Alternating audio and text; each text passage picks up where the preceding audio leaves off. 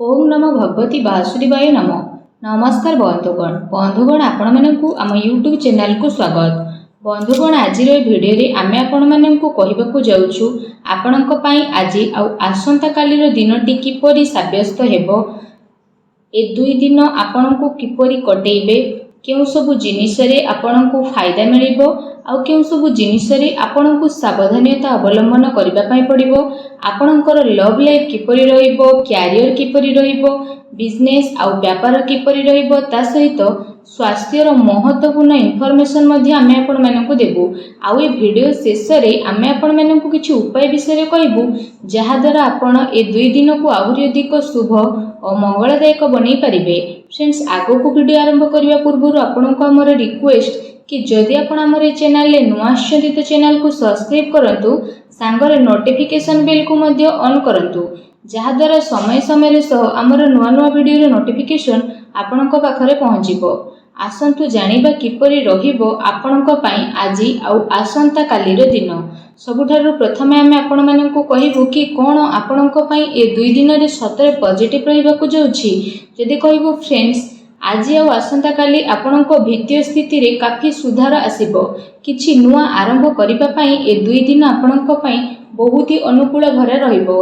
आपणकर परिश्रम प्रयासर सार्थक परिणाम आपणक सामना को आसीबो। जो माने विवाह योग्य सेमानक पई कोनोसी भल प्रस्ताव मध्य आज घर को आसी पारे। यह सहित जदि आमे कहिबा फ्रेंड्स, समाज एवं संपर्कियों भितर आपणकर प्रभावशाली व्यक्तित्व आउ सरल स्वभाव कारणरू मान प्रतिष्ठा आपणकर बनी रहिबो। समय किछि मिलाजुला प्रभाव मध्य आपणक पई नै करी आसीबो, किंतु ताहा द्वारा बहुत भल फल आपणक पई बनिबाकु जाउछि। किछि टाइम रे अति संपर्कियों भितर जहा भी क्लेश चलीथिला तो से सबु दूर विशेष भाव में आपणकर हेबो।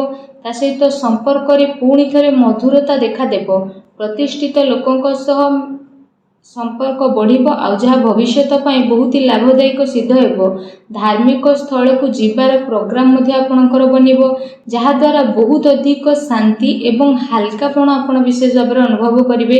घरे सुख सुविधा संबंधित वस्तुर किणा किणी मध्ये करिवे। कोनोसी दामी उपहार मध्ये आपनको मिली पारे।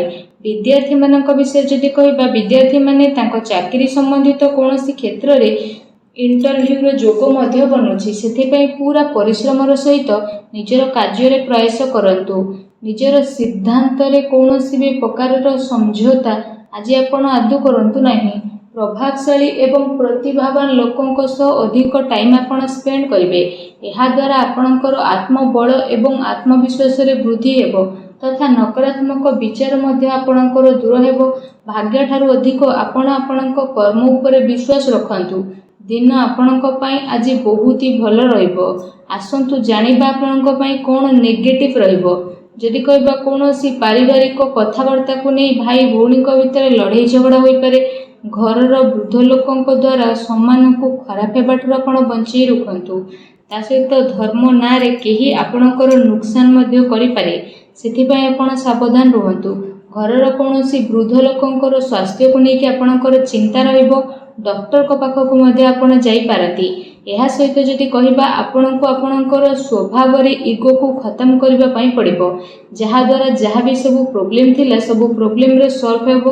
कोनोसी भी योजना उपरे काम करबा पूर्वरु आपण विचार थरे करि नियंतु। कोनोसी दुखद समाचार मिलिबा कारणरू किछि टाइम रे आपणको मन रे उदासी आ नकारात्मक विचार मध्ये आसी पारे, किंतु आपण शीघ्र ही से सबरु बाहर को बाहरिबे।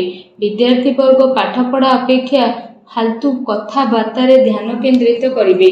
निजर महत्वपूर्ण कागज पत्र को बहुत ही अधिक संभाली के रखंतु, काहेकि ना जदि हजि जीवो तो मिलिबा बहुत ही कष्ट साध्य हेबो। घरे छोट कथा रे अकारण रे चिंता उत्पन्न हेबो, सेथि पई अधिक क्रोध करिबा ठारू दूरी रुहंतु। सामाजिक गतिविधि रो अधिक ध्यान न देई कि किछि अति संपर्कीय लोक आपणक उपरे नाराज होई पारंती, किंतु एक कथा उपरे ध्यान न देई आपण आपणकर कर्म उपरे लागि रखंतु। घरर वरिष्ठ लोकंकर मान सम्मान अवश्य बनिकी रखंतु। आसंतु जानिबा आपणकर लव लाइफ किपरि रहिबो। तो जीवन साथींकर भावनार आपण सम्मान करंतु। एहा द्वारा संबंध आहुरी अधिक मजबूत हेबो। ପ୍ରେମ ସମ୍ବନ୍ଧ ଆପଣଙ୍କର ମର୍ଯ୍ୟାଦାପୂର୍ଣ୍ଣ ରହିବ। କୌଣସି ବିପରୀତପୂର୍ଣ୍ଣ ଲିଙ୍ଗୀ ଅଚାନକ ମିଳିବା କାରଣରୁ ଆପଣଙ୍କୁ ଆଶ୍ଚର୍ଯ୍ୟଜନକ ପ୍ରସନ୍ନତା ମଧ୍ୟ ଅନୁଭବ ହେବ। ଘର ପରିବାରର ବାତାବରଣ ବହୁତ ହି ସୁଖଦପୂର୍ଣ୍ଣ ରହିବ। ପତି ପତ୍ନୀଙ୍କ ଆପୋଷିକ ସହଯୋଗ ଆପଣଙ୍କ ଘରେ ସୁଖ ଶାନ୍ତି ବନେଇକି ରଖିବ। ପ୍ରେମ ସମ୍ବନ୍ଧରେ ଆଗକୁ ଆସୁଥିବା ଟାଇମରେ ବିବାହରେ ପରିଣତ ହେବାର ପୂର୍ଣ୍ଣ ରୂପରେ ଯୋଗ ବନୁଛି। ଜୀବନ ସାଥୀଙ୍କର ଆପଣଙ୍କୁ ଏବଂ ଆପଣଙ୍କ କାର୍ଯ୍ୟରେ ପୂର୍ଣ୍ଣ ରୂପରେ ସହଯୋଗ ମଧ୍ୟ ମିଳିବ ତଥା ଘରେ ମଧ୍ୟ ଆପଣଙ୍କର ସକାରାତ୍ମକ ବାତାବରଣ ବନି ରହିବ। ଏହା ସହିତ ଫ୍ରେଣ୍ଡସ୍, ନିଜର ବ୍ୟସ୍ତତାରୁ ଆପଣ କିଛି ଟାଇମ ବାହାର କରିବେ ଆଉ ଯାହାଦ୍ୱାରା ଆପଣ ଆଗକୁ ମଧ୍ୟ ବଢ଼ିବେ। ପରିବାରରେ ପିଲାଙ୍କ ପାଇଁ ଆପଣଙ୍କ ସମୟ ମଧ୍ୟ ଦେବେ, ଯାହାଦ୍ୱାରା ପରିବାରରେ ଆପଣଙ୍କର ରେସ୍ପେକ୍ଟ ଆହୁରି ଅଧିକ ବଢ଼ି ମଧ୍ୟ ଯିବ। ଆସନ୍ତୁ ଜାଣିବା 2 ଦିନରେ ଆପଣଙ୍କର ବ୍ୟବସାୟ କିପରି ରହିବ। ଯଦି କହିବା ବ୍ୟବସାୟରେ ଏବେ ବର୍ତ୍ତମାନ ପରିସ୍ଥିତିର ପ୍ରଭାବ ବନୁଅଛି। ଧନ ସମ୍ବନ୍ଧିତ ଲେଣ ଦେଣରେ ବହୁତ ଅଧିକ ଆପଣ ସାବଧାନ ହୋଇକି ରୁହନ୍ତୁ, କାରଣ ଧୋକା ହେବାର ସମ୍ଭାବନା ମଧ୍ୟ ବନୁଛି। ଚାକିରି ପେଶା ବ୍ୟକ୍ତିଙ୍କର ଅଫିସର ମାହୋଲ ବହୁତ ହିଁ ଶାନ୍ତିପୂର୍ଣ୍ଣ ବନିକି ରହିବ। କାର୍ଯ୍ୟକ୍ଷେତ୍ରରେ ଯଦି କୌଣସି ପ୍ରକାରର ନିବେଶ କରିବା ପାଇଁ ଚାହୁଁଛନ୍ତି ତ ବିଶେଷ ଭାବରେ ସେସବୁ କାର୍ଯ୍ୟକୁ ବହୁତ ଗମ୍ଭୀରତାର ସହ ଆପଣ କରିବେ। ଏହାଦ୍ୱାରା ଆପଣଙ୍କୁ ବହୁତ ହି ଭଲ ରେଜଲ୍ଟ ପ୍ରାପ୍ତ ହେବ। ଦିନ ଆପଣଙ୍କ ପାଇଁ ବହୁତ ହି ଭଲ ରହିବ। ଚାକିରିରେ ନୂଆ ସମ୍ଭାବନା ମିଳିବାର ଆଶା ରହିଛି। ଏହା ସହିତ କାର୍ଯ୍ୟକ୍ଷେତ୍ରରେ ଅନ୍ୟର ହସ୍ତକ୍ଷେପ ଦ୍ୱାରା କର୍ମଚାରୀଙ୍କ ଭିତରେ ମତାନ୍ତର ହୋଇପାରେ, ସେଥିପାଇଁ ନିଜର ନିର୍ଣ୍ଣୟକୁ ପ୍ରାଥମିକତା ଦିଅନ୍ତୁ ତଥା ବ୍ୟବସାୟିକ ଗତିବିଧିରେ ନିଜର କଡ଼ା ନଜର ରଖନ୍ତୁ। ଏହା ସହିତ ଚାକିରି ପେଶା ବ୍ୟକ୍ତିମାନେ ଅଫିସରେ ପଲିଟିକ୍ସର ଶିକାର ହୋଇପାରନ୍ତି, ତେଣୁ ଟିକେ ସାବଧାନ ରୁହନ୍ତୁ। ଏହା ସହିତ ଏ ଦିନରେ ଆପଣ କୌଣସି କାରଣରେ କାର୍ଯ୍ୟକ୍ଷେତ୍ରରେ ଅଧିକ ଟାଇମ ଦେଇପାରିବେ ନାହିଁ, କିନ୍ତୁ ସହଯୋଗୀ ଆଉ କର୍ମଚାରୀଙ୍କର ଉଚିତ ସପୋର୍ଟ ଆପଣଙ୍କୁ ମିଳିବ। ଚାକିରି ପେଶା ବ୍ୟକ୍ତିବିଶେଷଙ୍କୁ ନିଜର ଉଚ୍ଚ ଅଧିକାରୀଙ୍କର ପୂର୍ଣ୍ଣ ରୂପରେ ସହଯୋଗ ପ୍ରାପ୍ତ ହେବ ଏବଂ ବ୍ୟବସାୟିକ କ୍ଷେତ୍ରରେ ଆପଣଙ୍କର କାର୍ଯ୍ୟକ୍ଷମତାରେ ବହୁତ ଅଧିକ ସଫଳତା ମିଳି ମଧ୍ୟ ଯିବ। ସେଥିପାଇଁ ପ୍ରତ୍ୟେକ କାର୍ଯ୍ୟକୁ ଆପଣ ବିଶେଷ ଭାବରେ ବହୁତ ଗମ୍ଭୀରତାର ସହ କରନ୍ତୁ। ଚାକିରି ପେଶା ବ୍ୟକ୍ତିଙ୍କୁ ତାଙ୍କର କାର୍ଯ୍ୟକ୍ଷମତା ପାଇଁ ପ୍ରୋତ୍ସାହନ ପ୍ରାପ୍ତ ହେବ, ଯାହାଦ୍ୱାରା ସେମାନଙ୍କ ମନ ବହୁତ ହି ପ୍ରସନ୍ନ ମଧ୍ୟ ରହିବ। ଆସନ୍ତୁ ଜାଣିବା ଆପଣଙ୍କର ସ୍ୱାସ୍ଥ୍ୟ କିପରି ରହିବ। ଯଦି କହିବେ 2 ଦିନରେ ଆପଣଙ୍କ ସ୍ୱାସ୍ଥ୍ୟ ବହୁତ ହି ଉତ୍ତମ ରହିବ ତଥା ଆପଣ ଊର୍ଜାରେ ଭରପୁର ରହିବେ। ଆପଣ ନିଜେ ନିଜକୁ କାଫି ସୁଖୀ ଆଉ ଚିନ୍ତାମୁକ୍ତ ମଧ୍ୟ ଅନୁଭବ କରିବେ। ତା ସହିତ ଏ ଦିନର ସମୟ ସ୍ୱାସ୍ଥ୍ୟ ଦୃଷ୍ଟିରୁ ବହୁତ ହି ଭଲ ସମୟ ରହିବାକୁ ଯାଉଛି। ଏହା ସହିତ ଯଦି କହିବା ନିଜର ସ୍ୱାସ୍ଥ୍ୟକୁ ଆହୁରି ଅଧିକ ଭଲ ରଖିବା ପାଇଁ ଆପଣ ପ୍ରତ୍ୟେକ ଦିନ ଯୋଗ କରନ୍ତୁ, ବ୍ୟାୟାମ କରନ୍ତୁ ଏବଂ ସୁସ୍ଥ ରୁହନ୍ତୁ। ଆସନ୍ତୁ ଜାଣିବା ଏ 2 ଦିନରେ ଆପଣଙ୍କ ପାଇଁ କ'ଣ ବିଶେଷ ଉପାୟ ରହିଛି। ଆମେ ଆପଣମାନଙ୍କୁ ଯେଉଁ ଉପାୟ ବିଷୟରେ କହିବାକୁ ଯାଉଛୁ, ଏ ଉପାୟ ଆପଣ ସନ୍ଧ୍ୟା ସମୟରେ କରିପାରିବେ।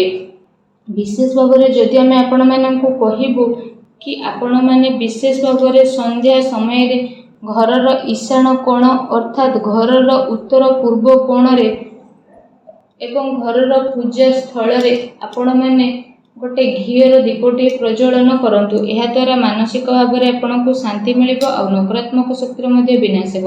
ଭିଡ଼ିଓ କେମିତି ଲାଗିଲା କମେଣ୍ଟ କରିକି ଜଣାନ୍ତୁ। ଚ୍ୟାନେଲରେ ନୂଆ ଆସିଥିଲେ ଚ୍ୟାନେଲକୁ ସବସ୍କ୍ରାଇବ୍ କରନ୍ତୁ। ଧନ୍ୟବାଦ।